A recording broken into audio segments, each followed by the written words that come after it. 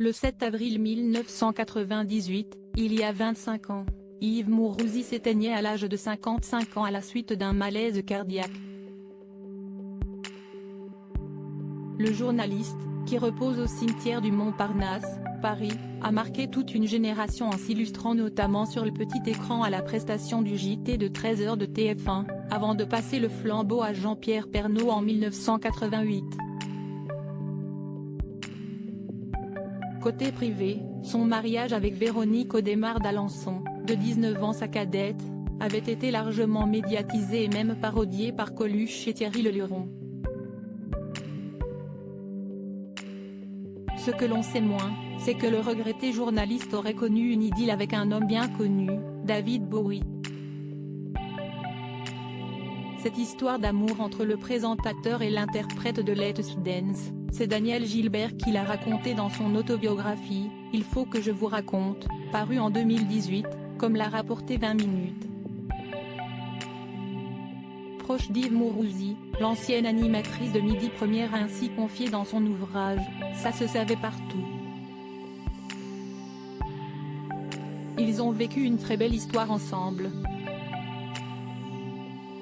Tous les deux étaient de fortes personnalités qui ne ressemblaient à personne d'autre et qui s'étaient rencontrés, deux extravagants avec une dimension supérieure.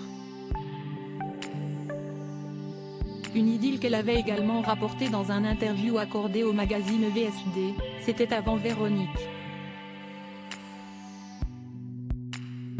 Yves parlait beaucoup de David Bowie. Supérieur à supérieur à Léa Salamé, Pascal Praud, Anne-Sophie Lapix. Découvrez les journalistes quand ils étaient plus jeunes. Yves Mourouzi, cette folle soirée avec Freddie Mercury. Si Yves Mourouzi n'a jamais évoqué publiquement sa potentielle histoire d'amour avec David Bowie, le défunt journaliste a passé une soirée inoubliable avec une autre star de la musique aujourd'hui disparue, Freddie Mercury. Comme l'a détaillé Le Point en 2020, la vedette du PAF avait pris un soir le leader de Queen à moto après son concert à Bercy. Et de poursuivre, les deux écument les salles parisiennes. Alors que le sida fait des ravages dans la communauté homosexuelle, il visite les backrooms, prenant des risques inconsidérés quand on sait la star qu'il était. Une virée qui a certainement marqué à jamais celui qui a fait ses premiers pas en tant que journaliste à l'ORTF, en 1966.